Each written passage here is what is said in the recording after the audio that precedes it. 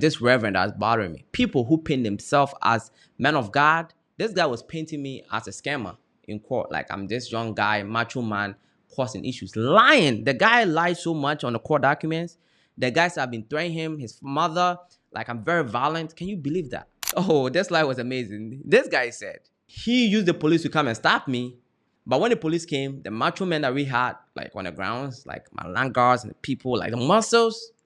So in this video, I'm going to talk about my court case. Yes, I'm going to dive into my court case in detail now. I know you guys been waiting for this. We're going to dive into it, the witness statements and all that. What to look out for when you're buying land in Ghana. What are some red flags? What can you do to protect yourself? Because, mind you, I had a title and I ended up in court for 2 years, which is very lucky of me. It can take people 20 years, 10 years you are waiting for your property. So let's dive into it. Well, for those of you who don't know, my name is Rashasari. I moved to Ghana in the year 2021 to pursue my dreams, create businesses. In the past, I was in the U.S. Navy. I'm an accountant by profession, worked for KPMG for a bit before I moved down here to my motherland, Ghana, to contribute to the economy, to, embark on an entrepreneurial role, right? Yes, I believe that Africa is the future and I wanted to be on the forefront. I believe that you can make it down here if you do have the right mindset and the work ethic. Though it's not easy, not all of us can run away. Some of us have to create opportunities down here to employ people, right? And in the course of doing so, for the past 3 and something years, getting to 4 years now, I've created multiple businesses employing, a lot of people, right? If I include my laborers, I'm employing a lot of people, over like 50 people, right, on the ground, which is really good, contributing to the economy. Now, let's get back to my court situation. When I came to Ghana, the first thing that I purchased was, as far as investment goes, after completing my house, I purchased a car wash. Now, the reason why I purchased an already existing building and a car wash, paid so much money for it, is because I wanted to avoid the very thing that I ended up, being in. Now, if you buy bare land, you are more susceptible to find yourself in issues like this, because when you try to take possession, people come across and, bother you and all that. Mark this word, possession. When you're trying to take possession, people will come up and try to bother you and all that, which is really common in Ghana. This particular property had the previous owners living on there, operating a business. They've been living there for the past 20 years. And to me, that was as good as it gets. So I actually had to pay a premium. Now, when I paid for the car wash, I also bought a building on there, including the walls that's around it. There's a borehole in there, some electricity on there, water's running. If you do the math, right, all this stuff that's already on the land, the poly tanks and all that, I spent quite a bit of money on it. And after that, I took over the property. Now, they had 2 properties. They had a simple 3-bedroom house, with no toilet and bath, pretty old school way of being. And they had a toilet all the way in the back, but it was nothing fancy, right? And they had an existing building, like, 3-bedroom house that they're trying to go up another level. We did some structural integrity tests on it and it was terrible. So we decided to demolish it. Now, when I took over the building, that's when I started encountering all these issues. By then, I divided my payment into 2. So I paid the owners 50% while they were still there, and the final 50% for them to leave. And it was the year 2021, December, that I made my final payment. Now, 2022, January 1st, they moved from this property and I took over. And when I took over, I did a hoarding. And that's when somebody sensed that there is a new owner in town. Now, this is one of the biggest mistakes that I made. Not in the sense that it wasn't smart on me, but I wish I knew that something like this could pop up, because I was going to take over the property in a different way. Now, when I showed up and did that hoarding, somebody smelled money. And who is this person? This person is the cousin of the person who sold me the land. Now, they were not working together by all means, but this guy is a litigant. He bothers people. He's a professional land guard that hide under the disguise of being a reverend. He claims to be the ordained minister of a Methodist church. I've met some of the most evil people, being reverend. Like, I actually go to church and pray in Ghana. Like, they take this thing for granted over here. So the word reverend to me means nothing in Ghana. Yes, I said it. It means nothing to me in Ghana. The word reverend, when you say reverend to me, it's like, oh, I need to watch out for this guy. You are worse than the average person to me. I've seen too much. Yeah, people use that to disguise themselves. So he's a reverend, the ordained minister of a Methodist church. Now, when this guy took me to court, let's start from the backstory. How did I end up in court? And what claim did this guy have against my land? Now, first of all, he doesn't own the land, doesn't have any claim to the land. He was trying to bully me. He was trying to stop me. He was trying to stop me from progressing so I can come and see him and pay for something that he does not own. And I wasn't going to do that, guys. I wasn't going to budge. I was doing it for the culture. I was doing it for the pain. 2 years in court, arduous, painful process. So let's dive into it step by step. How did I end up here? Well, it all started from when I took over the property. Now, this guy came in with the police to stop the work because this land belongs to somebody else. How? I have a title. I bought the land from a couple that had a title. They lived on this property for 20 good years. 20 plus years, actually. I think it's about 22 years, right? Because they lived on that property since 1999. They have multiple buildings on the property, including a 20-feet container on there, which they moved when I bought it. That was the only thing they requested that they take away. And I agreed to it because the lady said it was given to her by her father. Now we're going to get to her father's deal. Her father was the owner of all the parcel of land, right? Over 180 acres. It was given to him as a farmer by the royal family for him to farm on and give them crops at the end of the year during the festival. Now, I read this in a court document that this guy is holding, claiming that the land is his. So the police came there, tried to stop the work. I, immediately told the people that I bought the land from, this was fresh, like my first week of taking over the land, like, what the hell is going on? You guys got to go and address this. They went to the court back and forth. After the case was handled, I went to America for quite some time, about 2-3 weeks. I came back, I resumed work, right? That's when I changed my mind. First of all, I wanted to straight off go into the minimal and start construction. But when I sensed the issues, I'm like, wow, if I buy cement and I try to go and work on this property, then I'm going to have my cement caked up. And that was very good intuition that I got now to go that route. That saved me a lot. As you guys know, I found myself in court. Now, what I decided to do was to brutally take over the car wash because I see that this guy is ready to fight me. So I'm going to take over this car wash, be in possession of operating. Once I start operating, and I was right all along, I knew that once I start operating, this thing is over. And the guy made sure that never happened for the past 2 years. He made sure that never happened. So when I started doing the renovation of the car wash, when I took the hoarding that I did for the construction back, opened up the car wash, started doing the renovation, making the place look nice, I started encountering a lot of issues. The guy came there himself, saying the land is his, blah, blah, send the police my way. They try to stop my work that they're doing, just waste my time. And I had to take them up to bring in even superior police officers to come in and put a stop to this madness. And my lawyer also had to write a letter to the police office that we're going to have them sued. That's only when they backed off and stopped supporting this guy. Now, since the guy had his hands tied by the police and all that, and I'm working, he resorted to go to court and claim and plead for an injunction pending the case. This guy was pleading to the court that if they do not grant him the injunction that allow me to work, if I operate a car wash, it's going to cause him so much damages and pain. No amount of money is going to solve that. Now, my claim to the court is that I'm going to be losing 800 cedis a day. Back then, 800 cedis was more than $100 a day, right? That's when the exchange rate was 5.9. $1 was 5.9 cedis. Now it's about 16. So now it's like, 800 cedis a day is more of like, $50, $60. But back then, it was over $100. And I wasn't overestimating this. As a matter of fact, I was underestimating this. And the court looked at me in the face and told me that, yes, this guy is absolutely right. We need to put an injunction on this guy. He cannot work because he's going to cause this guy so much damages if I do work, because he's claiming that the case is going to be tilted in my favor if I'm working while we are in court. Now, the court thinks that me losing 800 cedis a day, when I did the math, is quite a lot of money. Do the math. 800 times 365 times 2 plus 30% interest, right? That was a calculation. And my lawyer fees and all that. The court, I'm not going to say was corrupt, but the court believed that these damages that I'm going to incur, losing 800 cedis a day, plus my lawyer fees and all that, was nowhere close to the damages that this guy who's never put a dime into this property, this guy who doesn't have a title on this property, this guy who is blatantly lying, I'm going to cause him more damages by just working than me losing 800 cedis a day. Can you believe this? I couldn't believe it when injunction was granted to this guy.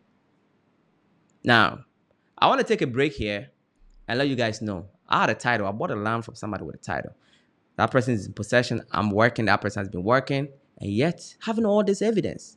Now, being in possession is extremely important. We're going to get to that in the case.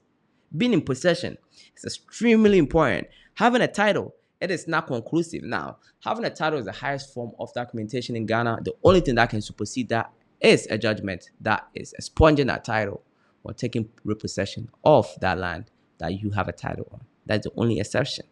There are a lot of people in Ghana that do this for a living. Like this reverend that's bothering me. People who paint themselves as men of God. This guy was painting me as a scammer in court. Like I'm this young guy, macho man, causing issues. Lying. The guy lied so much on the court documents. The guys have been threatening him, his mother. Like I'm very violent. Can you believe that? Rush Jenkins is sorry. I'm very violent. The guy lied. The reverend, the guy lied. The way this guy lied on the court documents, you will not believe it. I couldn't believe it reading this. I'm like, is this guy living in his own world? A reverend. And when I say a reverend, it's just not the name. The guy preaches at a Methodist church. And I'm not the only person he's done this to. The guy has done this to multiple people. And it's still ongoing. Like, hey, like a month ago, he's already bothering somebody that's trying to set up a block factory. All the guy wanted is for them to grant him the injunction so that he can waste my time. That's all he wanted. He can waste my time. I'm going to get frustrated. I'm going to come see him and pay him. We're going to drop the case. He walks away with some money. I go back to work. That's what he was claiming for. That's what he was hoping for. But I did not do that instead. And also, he thought, I was fresh in town. He thought, this guy came from America. He doesn't have the time to go to court. He's going to pay me. He really thought so. So when I'm showing up to court, this guy was shocked. He didn't know what to do himself. And the first thing I did was I requested for a composite plan to be prepared. What do I mean by a composite plan? Well, if you have a land, you have a site plan, don't you? Whether there's a court judgment, title, indenture, there's always a site plan attached to the document that indicates your boundaries of the land. Everybody has that. If you don't have that, you do not own land. Unless you own it by mere possession, which is very powerful. We're going to get to that. So this guy has his judgment, and we're going to dive into how this judgment came about. This guy has this judgment claiming that all that parcel of land, including mine, belongs to him. And I have my title, right? Previous owners had title. I just had to transfer it. So it was quick.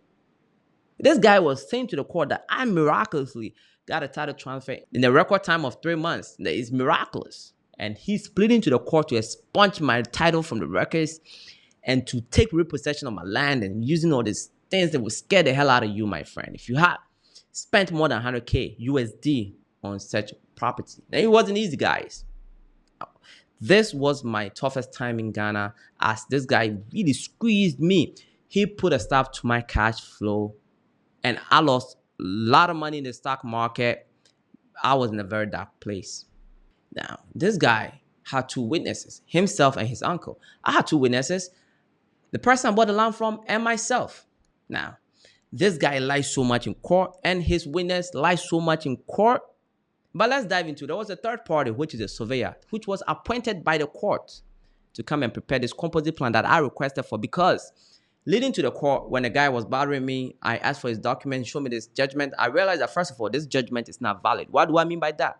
When you have a judgment, you have to file for entry of possession. If you guys see my first episode, I said that I was going to wait before I go to the land because you have to do a few stuff after you get a judgment.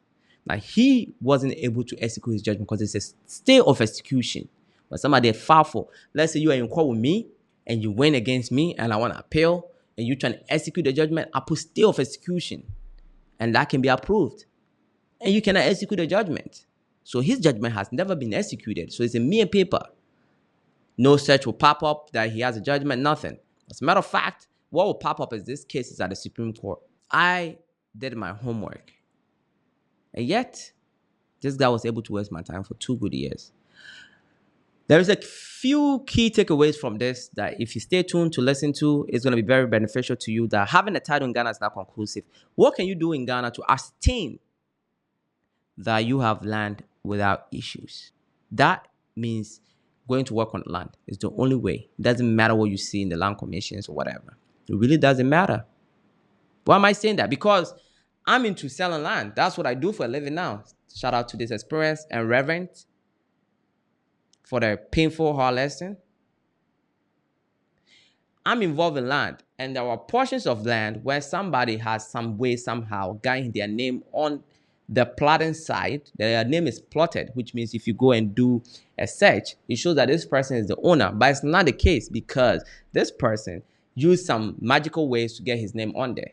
And there is a superior judgment or whatever. And this person himself cannot even make it to the land. But if you do a search, their name is on there. And this person can sell the land to you and you can never work on the land because they are not in possession. Somebody else is in possession with a superior document. So doing a search, blah, blah, it is not conclusive. I don't care what you tell me. I don't care what you tell me. It is not conclusive until you go and work on that land. So let's get back to my court situation. I was in court. This guy is lying his ass off. He's basically saying that I'm very violent. And he is the ordained minister of a Methodist church. I'm violent. I worked day and night. I had the light on. I was working. When they was trying to stop me, oh, this light was amazing. This guy said that he used the police to come and stop me. But when the police came, the macho men that we had, like on the grounds, like my land guards and the people, like the muscles, the police looked. I'm not kidding you guys. This is in the court documents, right? It's in the court documents. The guy said the police looked and they were like, "Damn, Charlie." No, actually, this was in the witness box. I think he said I was working, and then he said it's in the witness box that the muscles that the guy had on the ground, like I had on the ground, was too much for the police. The police had to call for backup, right?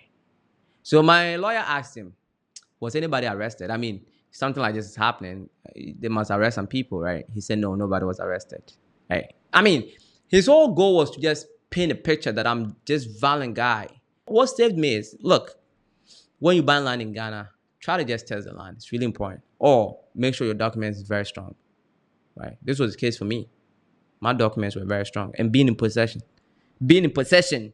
added value because there's a lot of gray areas in Ghana. There are people that go to court almost every day. They know the back door, who to go talk to. And they can find some small loophole, something that's yours can be taken away from you. So be careful. That's what I gotta say.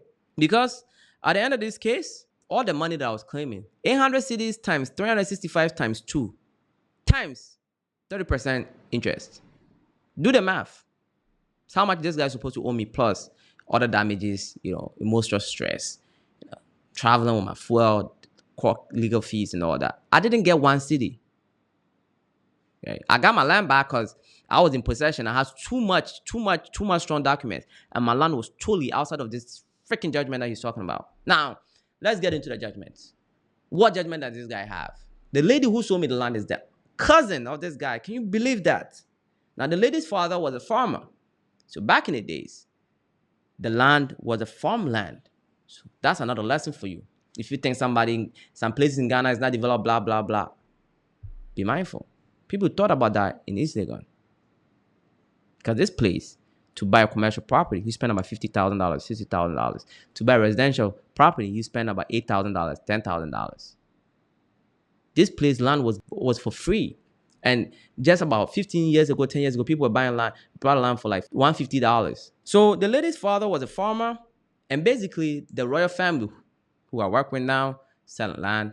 Shout out to this guy, man. He presented a lot of opportunities for me, right? This, adversity that I faced in Ghana with this particular court situation was actually a blessing in disguise. And if you don't know why, I've made a lot of videos on this topic. I'm into real estate now, building houses, selling land.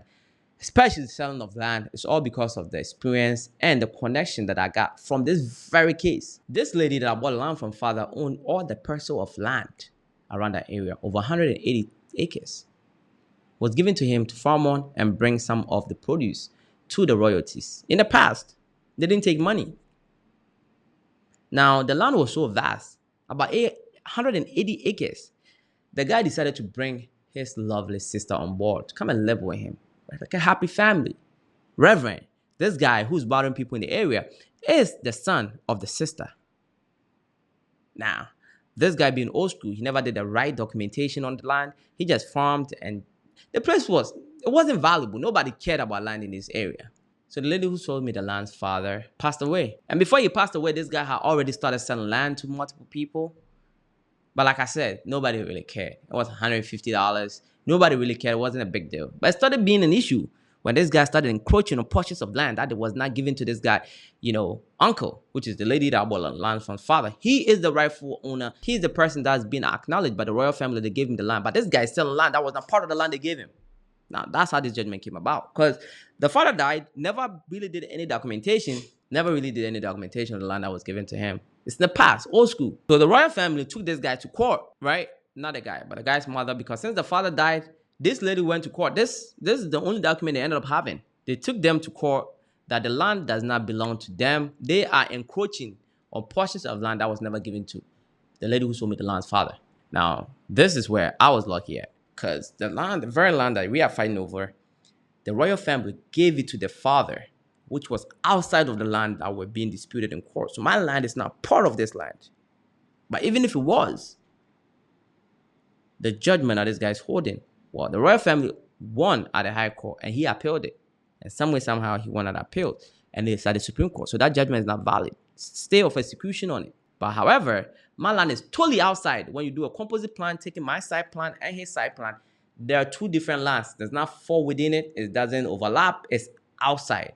It's like my land is here, his land is there. He took a long time to pay for the composite plan to be prepared. When the composite plan came, he kind of tried to discredit the guy. The guy only worked on the boundaries, right? Because if you have this big land and I have this small land, we only have to care about the fact that is it the same land? Does it overlap at all? That's it. When he came and my land was outside, he wanted the entire portion of his land drawn, which is 183 acres, which is quite a lot of work. So that's what was done for the second time, and the results was no different. And that's when the case was put to rest. But he still managed to delay me for another year. So in the witness statement box, this guy lied his ass off. The lies were just crazy. It was just crazy, irreverent. And the truth is only one. I came in and I told them exactly what I'm telling you guys. I bought the land from this lady. I did a search. He had a title. She had been in possession of the land for over 20 years. She sold my neighbor's land to them. What else do you want? But some way, somehow, the court is saying that my title, the land commission person didn't put something on there. So it has been rectified. But based on that reason, the court acknowledged that I am in possession and my grantors are the owners of the land. There is no dispute on that. And it would do a lot of good to this guy if he would know where his land lies. However, I do not deserve any damages. Oh, take it back. 2 years of wasting my life. 800 cedis a day times 365 times 2 times 30% interest. Let me look at that. Because I had this number in mind, but let's look at that again. 800 cedis times 365 for a year times 2 times 30%. 759,200 Ghana cedis plus legal fees, plus emotional stress, plus gas and all that. We should be looking about close to 1 million Ghana cedis. Now, that's some money. That's going to give me some $70,000. It's going to start with my foundation and cost of my commercial property, of my minimum. That's what I was hoping for. I'm going to really show this guy. I'm going to teach him a lesson. I'm going to learn from his mistakes. And guess what happened? I wasn't awarded a dime. Not one cedi. Not one peswa. The court just told me to go back on my land because it's mine. It's not his. That's it. That's it, guys. So yes, I've taken possession of my land yet again. I've rectified the title, whatever they're talking about. A land commission person being negligent and not putting something there. It's not my problem. I'm still the owner of the land. Like, it's there. Like, it's not a big deal. It's been rectified. And this guy just kind of laugh in my face or whatever. I don't know what his purpose is. When I started to work, he came in to ask them who gave them the audacity to work. Who gave them the permission? They said, me. Does he have anything to say to me? And he walked away. Now I started work, guys, and he backed off. This is what I thought all along. All I have to do is start work. Because if I had started work before this guy took me to court, then he was going to have to do an undertaking before the injunction was given. What do I mean by that? He had to put some amount of money down of the money I was claiming that I'm going to lose in order for him to get an injunction. But because I hadn't started working yet, this guy is saying that if I work, it's going to harm him so much. Just to save you guys with a repetition, this is what I went through. And I've learned so much on land that I call myself a PhD, okay, PhD holder in land in Ghana now. I've used this terrible experience to help multiple people acquire land in Ghana. Well over 40 people acquire land in various places in Ghana. And it's quite fulfilling. This guy connected me directly to the source, which is the royal family, where I have been given acres and acres and acres of land. While Ghana is challenging, there are lessons to be learned. And I'm sharing this experience with you, not to cry. As a matter of fact, I'm very grateful for the experience. But I just want you to take the lesson. I want you to get the lessons without the scar that I got. Get a lesson without a scar. This is why I created this channel. This is why I share so much of my personal experience, the struggles and the success, both, so you can get the lessons without a scar. Now, if you have not subscribed to the channel yet, do you want a scar to learn your lesson, or you want the lesson without a scar? Kindly do so. Subscribe to the channel.